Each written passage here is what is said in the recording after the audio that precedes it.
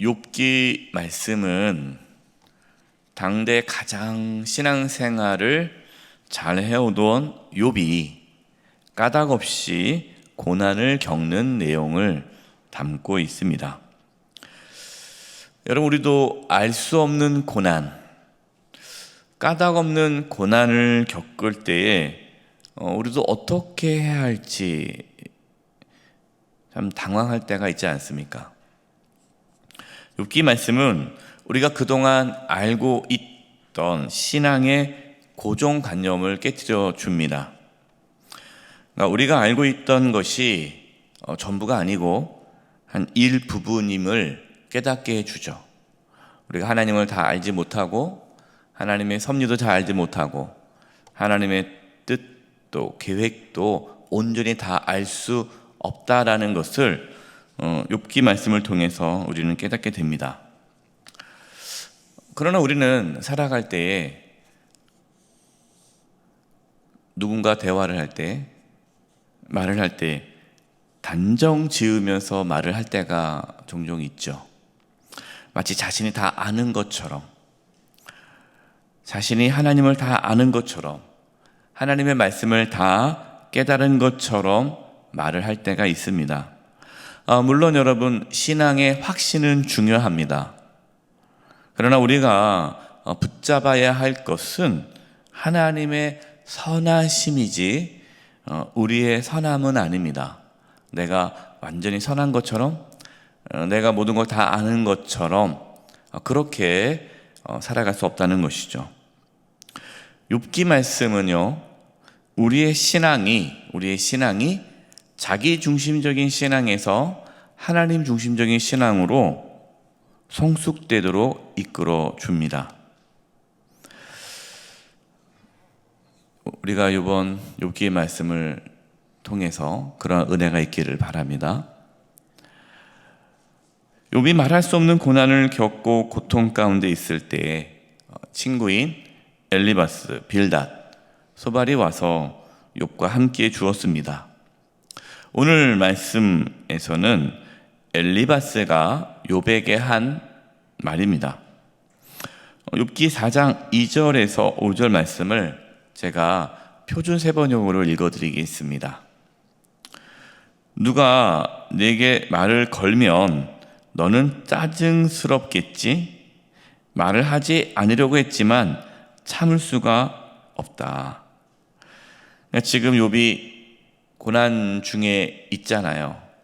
여러분, 사람이 고난을 겪고 있고 고통 겪고 있으면 누가 말을 걸면 짜증나죠. 그냥 나 내버려 둬. 나 너무 힘들어. 또한 충고도 듣고 싶지 않고 권면도 듣고 싶지 않아요. 근데 그런 거죠. 네가 지금 고난 가운데 있는데 너에게 누군가 말을 걸면 너 짜증나겠지? 하지만 내가 말을 안 하려고 해도 참을 수 없구나. 네가 하는 거 보니까 내가 한마디 해야겠다 하면서 이제 한마디 하는 거예요. 3절 보십시오. 표준 세번 읽어드리겠습니다. 생각해 보아라. 너도 전에 많은 사람을 가르치기도 하고 힘없는 자들의 두 팔을 굳세게 붙들어 주기도 했으며 쓰러진 이들을 격려하여 일어나게도 하고 힘이 빠진 이들의 무릎을 굳게 붙들어 주기도 했다. 이제 이 일을 정작 내가 당하니까 너는 짜증스러워하고 이 일이 정작 내게 닥치니까 낙담하는구나. 엘리바스는 욥을 책망하는데 이렇게 얘기하는 거예요. 욥아, 네가 전에 힘없는 자들, 낙심한 자들, 고난 가운데 힘들어하는 자들 네가 위로해주고 격려해주고 권면하지 않았냐. 그렇게 하면 안 된다. 이렇게 힘들어도 하나님 의지해야 된다. 불평하지 말아라. 원망하지 말아라. 하나님의 뜻이 있다. 네가 그렇게 고난 중에 있는 사람들, 낙심하고 있는 사람들 다 격려하고 붙잡아주고 권면하고 충고해주고 다 그랬는데 정작 네가 고난을 당하는데 너는 왜 그러냐? 네가 그렇게 다른 사람들한테 한 대로 너도 지금 이 고난 가운데 회개하고 낙심하지 말고 하나님을 바라봐야지. 너는 그렇게 다른 사람들한테는 그렇게 뭐 충고는 잘했지만 너는 왜 그러냐? 지금 엘리바스는 욥을 책망하고 있는 거죠. 저는 이 말씀을 묵상하면서 저의 모습을 보았습니다. 저는 이제 목회자니까 성도님들을 위로하고 격려하고 용기를 주어서 낙심하지 말 것을 그렇게 권면하지 않습니까? 성도님들에게는 이렇게 사시라 하는데 정작 제 자신은 그렇게 살지 못할 때가 있구나 깨달았어요. 다른 사람의 영적인 상황은 잘 분석하고 권면하고, 그런데 정작 내 자신을 정직하게 돌아가지 못할 때가 많구나. 우리가 뭐 장기나 바둑이나 그런 거 보면 훈수는 잘 두잖아요. 훈수는 잘 두는데 본인이 할 때 못하잖아요. 이렇게 남의 일에는 이래라 저래라, 아유 이건 이렇게 해야 돼 저렇게 해야 돼, 뭐 엄청나게 말도 하는데 정작 자신의 문제 앞에는 참 연약하구나. 혹시 우리도 다른 사람의 신앙의 문제에 대해서는 자신이 다 아는 것처럼 쉽게 권면하고 충고는 하지만 정작 자신의 영적인 문제에 대해서는 소홀하고 숨기고 있지는 않습니까? 자신은 아무런 문제가 없는 것처럼 스스로 숨기고 괜찮은 척 하지는 않습니까? 다른 사람의 권면과 충고를 싫어하고 짜증내고 듣기를 거부하고 있지는 않습니까? 아니면 엘리바스가 욥을 책망하는 것처럼 우리도 쉽게 다른 사람들을 책망하고 판단하고 정죄하지는 않습니까? 여러분, 우리는 욥기 말씀을 통해서 우리에게 숨어있는 그 연약한 모습들을 발견할 수 있기를 바랍니다. 아, 이것이 나의 모습이구나. 욥의 모습 속에서, 또 친구들의 모습 속에서, 오늘 말씀에 나와 있는 이런 모든 것들 속에서 자신의 연약함을 볼 수 있는 은혜가 있기를 바랍니다. 엘리바스가 욥에게 충고한 것은요, 당시 사람들이 당연하게 여겼던 그걸 전하고 있어요. 그것은 뭐죠? 뿌린 대로 거둔다는 겁니다. 욥기 4장 7절과 8절을 표준 세번역으로 제가 읽어드리겠습니다. 잘 생각해 보아라. 죄 없는 사람이 망한 일이 있더냐? 정직한 사람이 멸망한 일이 있더냐? 내가 본 대로는 악을 갈아 재난을 뿌리는 자는 그대로 거두더라. 여러분, 엘리바스가 지금 말하고 있는 것, 우리도 그동안 알고 있던 것들, 당연하게 여겨왔던 진리죠. 그것은 죄 없는 사람은 망하지 않고 죄 짓는 사람은 망한다라는 거예요. 하나님께서는 의인을 보호해주고 악인을 멸하신다. 뿌린 대로 거둔다. 우리도 그런 생각을 하잖아요. 뿌린 대로 거두는 거야. 이걸 절대적인 진리로 받아들이고 있지 않습니까? 여러분, 이러한 생각을 갖고 있으면 까닭없이 고난이 올 수가 없어요. 왜냐하면 다 뿌린 대로 거두는 거니까. 까닭없이, 아무런 이유 없이 내 삶에 고난이 찾아오지 않는 거죠.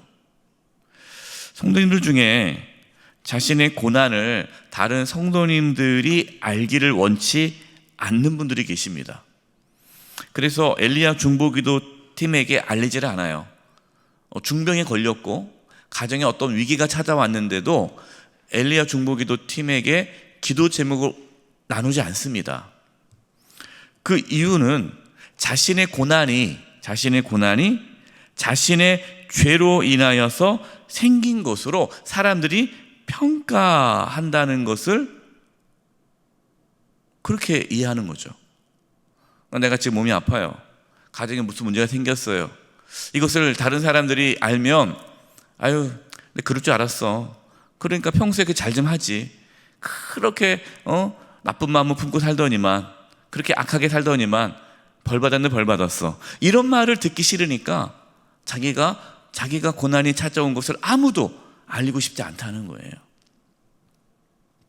여러분이 얼마나 안타까운 일입니까? 그것은 뿌린 대로 거둔다는 생각을 벗어나지 못하니까 본인 스스로도 내가 어떠한 고난과 여러 가지 환난이 있을 때 내가 뭐 죄진 게 있나? 물론 여러분, 우리가 어떠한 고난과 환난을 겪었을 때 먼저 자신을 돌아보는 태도는 중요합니다. 그러나 100% 우리의 모든 고난과 환난이 우리의 죄의 결과는 아니죠.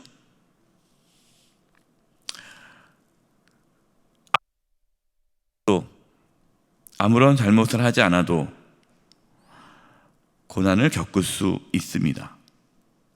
여러분, 우리의 삶에는요, 우리가 알지 못하는 일들이 일어납니다. 다 이해할 수 없어요. 여러분, 정말 뿌린 대로 거둔다라면, 그게 진리라면 저와 여러분 구원 받을 수 있습니까? 우리 구원 못 받잖아요. 뿌린 대로 거두면 우리가 어떻게 구원 받습니까? 우리는 뿌린 대로 거두면 우리는 다 지옥 가야 돼요. 하나님에게 심판받아야 됩니다. 우리가 열심히 신앙생활을 아무리 잘해도 우리는 구원받을 수가 없어요. 그것은 한계가 있는 거죠. 그래서 뿌린 대로 거둔다는 것은 복음이 아닙니다. 복음은 뿌리지 않았는데 거두는 거죠. 엘리바스와 같은 생각을 가지면요, 다른 사람을 정죄합니다. 네가 뭔가가 잘못했으니까 이런 어려움이 있는 거야. 그러니까 빨리 회개해야 돼.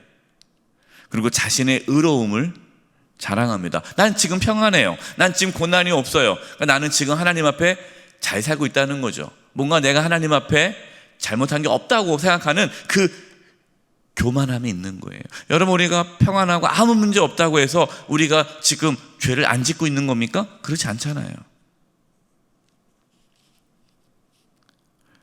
엘리바스는 더 나아갑니다. 자신이 환상을 보았다는 거예요. 자기가 본 환상을 말하면서 자신의 생각이 틀림이 없다라고 주장하고 있습니다. 여러분, 우리도 이처럼 자신의 생각이 맞다라는 것을 증명하기 위해 하나님의 말씀의 일부분을 인용하지는 않습니까? 뭐 환상 같은 특별한 계시를 내세우지 않습니까? 그렇게 하면서 내 말이 맞고 내가 옳고 내가 뭔가 하나님 앞에 신령한 것처럼 그렇게 사람들에게 보이려고 하진 않습니까? 여러분, 이것은 아주 위험한 모습입니다. 여러분, 우리는 모든 것을 다 알 수가 없습니다. 마치 다 아는 것처럼 말과 행동을 해서는 안 되죠. 우리는 다 알지 못하지만 그러나 하나님의 선하심을 믿고 겸손히 살아갈 뿐입니다. 이제 욥기 말씀을 통해서 우리 연약함을 깨닫고 겸손히 살아가는 은혜가 있기를 간절히 축원드립니다. 시작 기도하겠습니다. 기도할 때 우리가 뿌린 대로 거둔다라는 그 생각에서 벗어나게 해주시고, 우리는 뿌린 대로 거두며 사는 것이 아니라 하나님의 은혜로 산다는 것을 깨닫고 겸손하게 살게 해 주시옵소서. 특별히 다른 사람이 고난 가운데 있을 때에 함께 아파하고 그들을 정죄하는 것이 아니라 함께 아파할 수 있는 그런 삶을 살게 해 주시옵소서. 우리 자신이 그렇게 다른 사람에게는 이래라 저래라 충고는 잘하지만 정작 자신의 영혼은 소홀히 하지 않았는가 돌아보면서 하나님 앞에 겸손하게 살아갈 수 있게 해달라고 합심해서 기도하겠습니다. 하나님 아버지, 이 시간 기도합니다. 하나님, 저희들 때로는 교만하게 하나님을 잘 알지 못하면서도 아는 것처럼 쉽게 다른 사람들을 판단하고 정죄하며 살았습니다. 주여 저희들의 어리석음을 용서해 주시옵소서. 하나님 겸손하게 살아가기를 원합니다. 주님 도와주시옵소서. 역사하여 주시옵소서. 하나님 정말 저희들이 뿌린 대로 거두는 것이 아니라 하나님의 은혜로 살아감을 깨닫고 하루하루 겸손하게 하나님의 은혜를 바라보며 살아가게 하여 주시옵소서. 하나님, 우리의 삶이 뿌린 대로 거둔다는 것이 아니라 하나님의 은혜로 살아감을 깨닫습니다. 주여 저희들에게 믿음을 더하여 주시고 또 겸손히 하나님을 바라보며 살게 하여 주시옵소서. 주변 사람들의 그런 영적인 상황을 바라보며 이래라 저래라 충고하며 권면했던 그 모습 속에 교만함은 없었는지 돌아봅니다. 겸손하게 고난당한 분들을 위로하고 또 함께 아파할 수 있는 저희들 되게 도와주시고 또 우리의 영적인 상황을 또 돌아보며 또 겸손히 하나님 앞에 엎드리게 하여 주시옵소서. 주님, 하나님의 은혜 없이 살아갈 수 없습니다. 오늘도 하나님의 은혜 가운데 저희들을 이끌어 주시옵소서. 예수님의 이름으로 기도드립니다. 아멘.